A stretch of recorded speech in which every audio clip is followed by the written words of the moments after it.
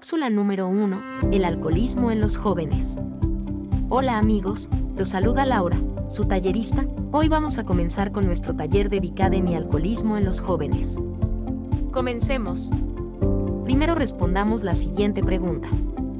¿Cuál es la edad en la que pueden empezar a beber alcohol nuestros hijos? Difícil pregunta, ¿no les parece? Esta pregunta es tal vez una de las más importantes que debemos saber responder y por eso mismo es la primera inquietud que vamos a trabajar en nuestro taller. Profesionales de la salud, después de haber realizado múltiples investigaciones científicas, lograron demostrar que el cuerpo humano no está preparado para el consumo de alcohol hasta los 21 años, y tiene causas y consecuencias muy delicadas, especialmente sobre órganos como lo son el hígado y el cerebro. ¿Por qué? Básicamente en el caso de los adolescentes es peor porque tiene efectos más considerables en el cerebro, órgano que se encuentra en pleno proceso de desarrollo y que lo seguirá estando hasta los 21 años. En la adolescencia el cerebro se encuentra en una fase de selección neuronal, que implica que las neuronas que no se consolidan se eliminan. Es decir, el cerebro selecciona y elige cuáles neuronas dejará y cuáles no. Para ello las neuronas atraviesan un proceso conocido como mielinización, que es una sustancia que recubre los axones, prolongaciones por las que circulan los impulsos nerviosos. El alcohol no mata las neuronas, pero sí perjudica el desarrollo de ellas, y por ende esto afecta y recae sobre las conexiones que se encargan de reforzar funciones como la memoria, la inteligencia y el razonamiento lógico. Volvamos a hablar sobre la edad. El ideal es que los jóvenes lo hagan una vez cumplan los 18 años y puedan decidirlo por sí solos. Sin embargo, la realidad es otra. Nuestros hijos no esperan hasta los 21 años. Ni siquiera esperan a cumplir los 18 para comenzar a beber alcohol. Los adolescentes se inician en el consumo de alcohol entre los 12 y 14 años desafortunadamente, y en algunos casos acompañado del cigarrillo o de los vapeadores que están tan de moda. Es a esta edad, entre los 12 y 14 años, donde los jóvenes comienzan a tener una vida social más activa, también comienza a fijarse en personas del sexo opuesto, llega la vanidad, el que dirán, la imagen lo es todo, los paseos, las fiestas y su mundo gira en torno a esta nueva etapa. Los amigos son muchas veces las únicas personas que les hablan sobre este tema tan importante como es el consumo, los animan, los retan, los impulsan y debido a esto el adolescente normalmente llega a tener su primera experiencia con el alcohol, la que generalmente no es buena, pero lo hace parte del grupo, siente aceptación de sus amigos y llega a un sentimiento de creerse mayor. Por lo tanto, la recomendación es clara, los adolescentes no deberían consumir alcohol hasta la mayoría de edad, pues ellos están en pleno desarrollo y en estas edades es cuando son más vulnerables. Si se trata de establecer un límite de edad, nuestro taller de Bicademy recomienda que se dé hasta los 18 años, por lo menos cuando se trata de las bebidas más fuertes y con mayor contenido de alcohol, como lo pueden ser el aguardiente, el pisco, el tequila, el whisky, el ron, el vodka, la ginebra entre otros, es decir, las bebidas destiladas. Siendo esto así, tratemos de responder a esta pregunta. ¿Cómo afecta el alcohol al cerebro? Perfecto, vamos entonces a trabajar sobre esto. Para esto detallemos cómo llega el alcohol a afectar el cerebro. ¿Cuál es el proceso o el flujo una vez ingerimos esta sustancia? Vamos a explicarlo de una manera sencilla pero eficaz para que se entienda perfectamente y así podamos comprender cuáles son las consecuencias del consumo inapropiado y en exceso. Lo primero que hay que decir es que el consumo de alcohol no es propiamente nocivo, claro está, siempre y cuando se consuma con moderación y responsabilidad.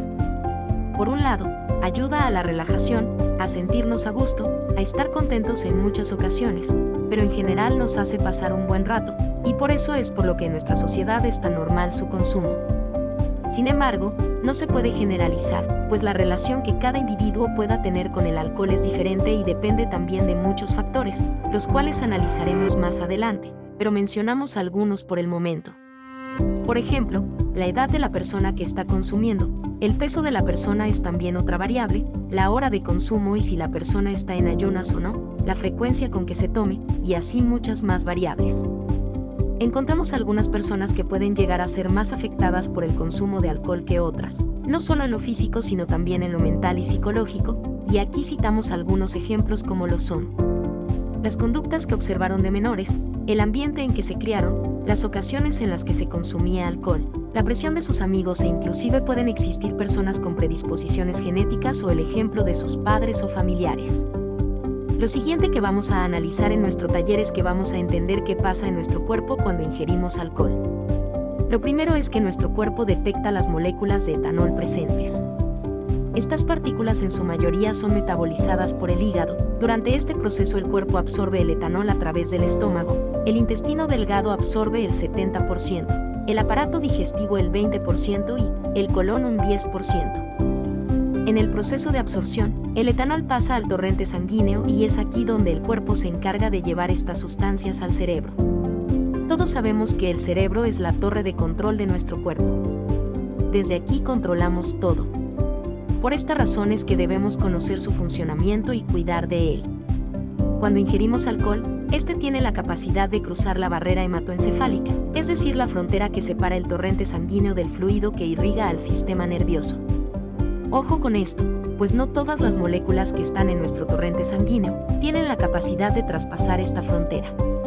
Sin embargo, el etanol sí lo hace, y por eso también afecta el sistema nervioso, la sensibilidad, el tacto, la visión, entre otros sentidos. Entendiendo la capacidad que tiene el alcohol de lograr traspasar esta frontera, es aquí donde empieza el problema, y es que estas moléculas interfieren con la neurotransmisión, es decir, con la comunicación que hay entre las neuronas, y asimismo interfiere con sus funciones principales, las cuales controlan el cerebro, desde los latidos del corazón, la sudoración, la coordinación, la euforia, el dolor y hasta nuestra respiración y coordinación.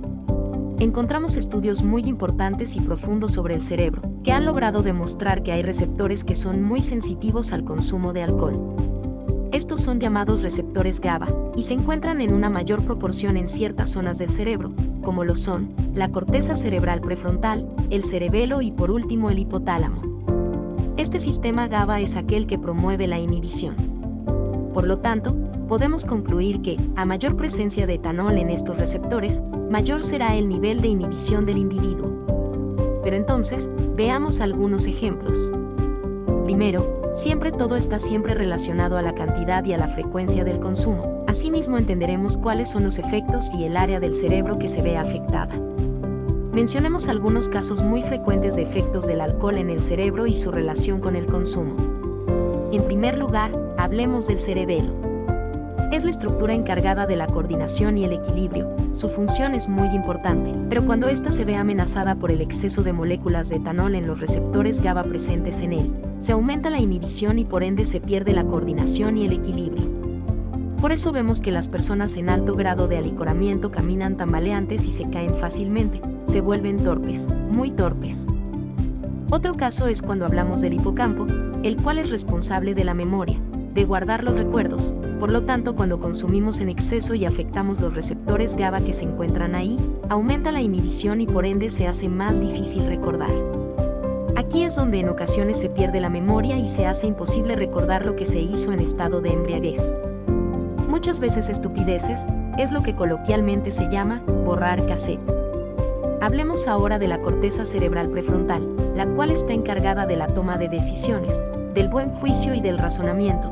Aquí también encontramos receptores GABA y si son alterados por el etanol, se pierde la cordura, se toman decisiones mal a causa de la inhibición, las cuales nunca se hubieran tomado en sano juicio. Después llegan los arrepentimientos. Pero entonces, una vez consumimos, nos preguntamos, ¿qué tan rápido llega el alcohol al torrente sanguíneo? La sustancia se detecta en sangre a los 5 minutos de haberla consumido. Durante las primeras horas, el proceso tiene una fase ascendente donde la cantidad de alcohol aumenta en la sangre. El alcohol en promedio tarda entre 30 y 60 minutos en llegar al torrente sanguíneo. Sin embargo, y para entender mejor este proceso es importante mencionar que esto depende también de los grados de alcohol contenidos en la bebida. Asimismo es la velocidad y el impacto en el cuerpo. Por ejemplo, las bebidas fermentadas como lo son el vino y la cerveza conllevan una absorción corporal más lenta que las bebidas destiladas como lo son el whisky, el tequila, la ginebra, el aguardiente o el ron. Debemos tener en cuenta que la combinación de alcohol con bebidas gaseosas o tomada de forma caliente aumenta la velocidad de la embriaguez. Cuanto más rápido se beba, mayor será la velocidad de absorción y la cantidad total de alcohol que llegue a la sangre.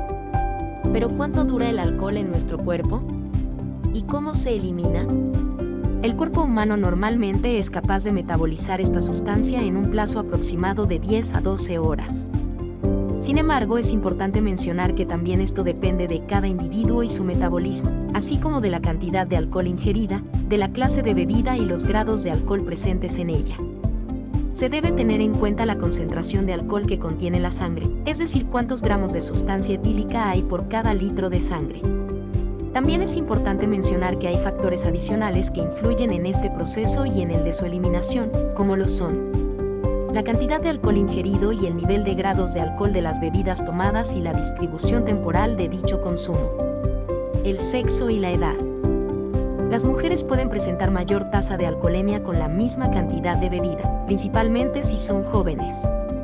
El estado físico y mental, el cansancio, la ansiedad, la rabia, la tristeza, la alegría, la somnolencia, entre otras, pueden influir sobre la descomposición y cuánto dura el alcohol en sangre y en el cuerpo. La grasa corporal y el peso del consumidor. A menor peso corporal, mayor será la tasa de alcoholemia. El metabolismo propio.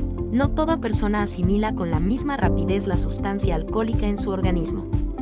Los niveles de azúcar. La fructosa ayuda a eliminar la sustancia etílica. La hora del día en que se consuma alcohol. Durante las horas de sueño la metabolización es más lenta. El uso simultáneo de otras sustancias o medicamentos. El uso de drogas o medicamentos combinadas altera la metabolización y el procesamiento orgánico del alcohol. Es por eso que dos personas que han bebido exactamente lo mismo pueden obtener distintos resultados en un control de alcoholemia. El alcohol se puede eliminar por dos vías, la primera a través de la metabolización orgánica y la segunda por excreción. La mayor parte se elimina por metabolismo, a través del hígado, por eso es que esta sustancia puede llegar a afectar la salud de este órgano tan importante, pues el trabajo que debe hacer para eliminar esta sustancia es importante.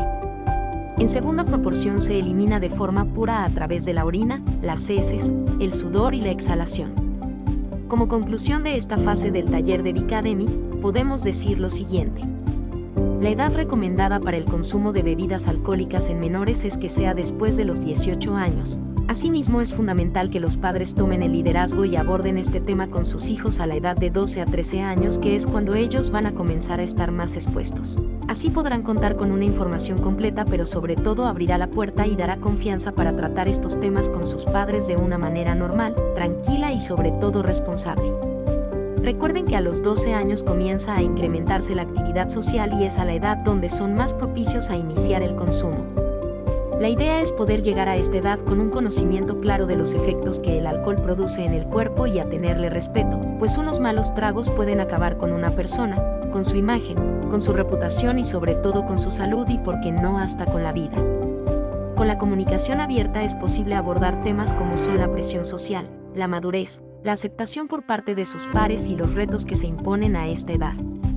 No nos hace mejores ni mucho menos sentirnos mayores, no hay que demostrarle nada a nadie, y si es posible divertirse sin tener que consumir alcohol. Cada persona es responsable de sus actos, por lo que si nuestros hijos están bien preparados a enfrentar estos retos que le pone la vida, podremos estar seguros que como padres estamos haciendo bien nuestro trabajo. No nos dará temor que nuestros hijos salgan a sus reuniones, pues la confianza está, la comunicación también y sobre todo la madurez que les estamos transmitiendo permitirá que ellos decidan cuándo es el mejor momento para hacerlo. Y si lo hacen, que lo cuenten sin temores a regaños o mala actitud de sus padres, simplemente conversarlo con su familia, quienes son los que más intereses tienen en su bienestar. Los constantes estímulos al consumo al que nuestros hijos van a estar sometidos son un tema por el cual estamos realizando este taller, debido a que es un tema adoptado por la sociedad, es común. Muchas actividades giran alrededor del mismo y por lo tanto es importante conocer sus efectos y aprender a consumirlo. Bueno amigos, llegamos al final de nuestra cápsula número 1, donde tuvimos la oportunidad de tener un primer acercamiento a esta temática tan complicada a la que se ven enfrentados nuestros hijos hoy en día. En nuestra próxima cápsula, la número 2, vamos a seguir avanzando en nuestro taller Alcoholismo en Jóvenes, donde trabajaremos con ustedes padres de familia en entender la dinámica del mundo actual en la que nuestros hijos viven y a la que se encuentran expuestos por el estilo de vida, la presión social y la moda. En esta cápsula hablaremos en detalle de esto. Te esperamos en la siguiente cápsula. Nos vemos, y recuerda que en Bicademy ayudamos a formar hijos felices. Hasta luego.